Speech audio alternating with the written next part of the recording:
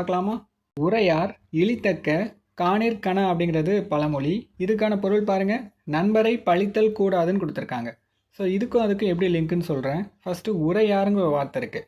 உரைனா பேச்சுன்னு நான் சொன்னேன். அப்போ உரையார்னா பேசக்கூடாதுன்னு அர்த்தம் இல்லையா? உரைனா பேசணும், உரையார்னா பேசக்கூடாதுன்னு அர்த்தம். பேசக்கூடாது, எதை பேசக்கூடாது அப்படின்னு பார்த்தீங்கன்னா, இழித்தக்க காணிற் காணா அப்படிங்கிறார். அதாவது ஒரு இழிவான விஷயத்த உங்கள் ஃப்ரெண்டு வந்து உங்களுக்கு பண்ணிட்டான். இழிவாக கருதத்தக்க ஒரு விஷயத்த பண்ணிட்டான்.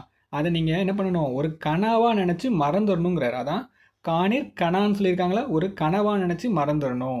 நீங்கள் என்ன பண்ணக்கூடாது, அதை மற்றவங்க கிட்ட போய் தப்பாக பேசக்கூடாது. உங்கள் ஃப்ரெண்டை பற்றி, எனக்கு அவன் அப்படி பண்ணிட்டான் தெரியுமாடா, அப்படிலாம் பேசக்கூடாது.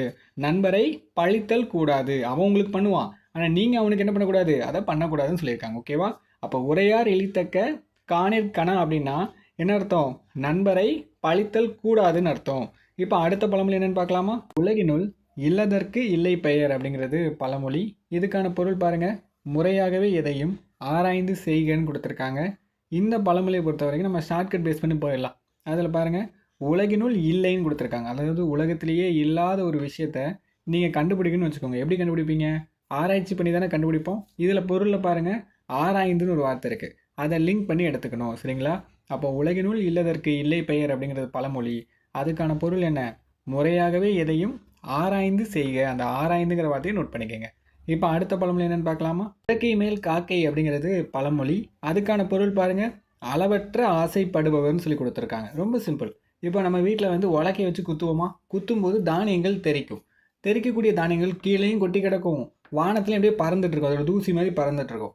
ஸோ என்ன பண்ணுமா, காக்கா வந்து கீழே கிடக்கிற அந்த தானியங்களை சாப்பிட்லாம், ஆனால் அதை சாப்பிடாம மேலே பறக்கக்கூடிய அந்த தானியங்களை சாப்பிட முயற்சி பண்ணுமா.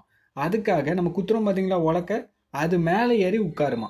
உட்காந்து அந்த தானியத்தை எக்கி பிடிக்க முயற்சி பண்ணும். அதை நினச்சா கீழே இருக்கிற தானியத்தையும் சாப்பிட்லாம் இல்லையா? கீழே சதுரி கிடக்கிறதே சாப்பிட்லாம். அதை சாப்பிடாம உலக்கைக்கு மேலே உட்காந்து அந்த தானியத்தை பிடிக்க முயற்சி பண்ணும். நீங்களே யோசிச்சு பாருங்கள், உலக்க நிரந்தரமாகவா இருக்கும்? மேலே கீழேன்னு போயிட்டு வந்துட்டு இருக்கோம்ல. அதால் ஒழுங்காக நின்று அந்த தானியத்தை சாப்பிட முடியுமா? முடியவே முடியாது. அந்த மாதிரி தான் நீங்கள் ஆசைப்படலாம், காக்கா கீழே இருக்கிறதுக்கே ஆசைப்பட்டிருக்கலாம், ஆனால் அது அளவற்ற ஆசைப்படுறதுனால என்ன ஆகுது, அதால் எதையுமே சாப்பிட முடியலை. ஸோ அதான் பொருளாக கொடுத்துருக்காங்க. அளவற்ற ஆசைப்படுபவர்னு சொல்லியிருக்காங்க. அந்த காக்காவோட கம்பேர் பண்ணி சொல்லியிருக்காங்க. சரிங்களா?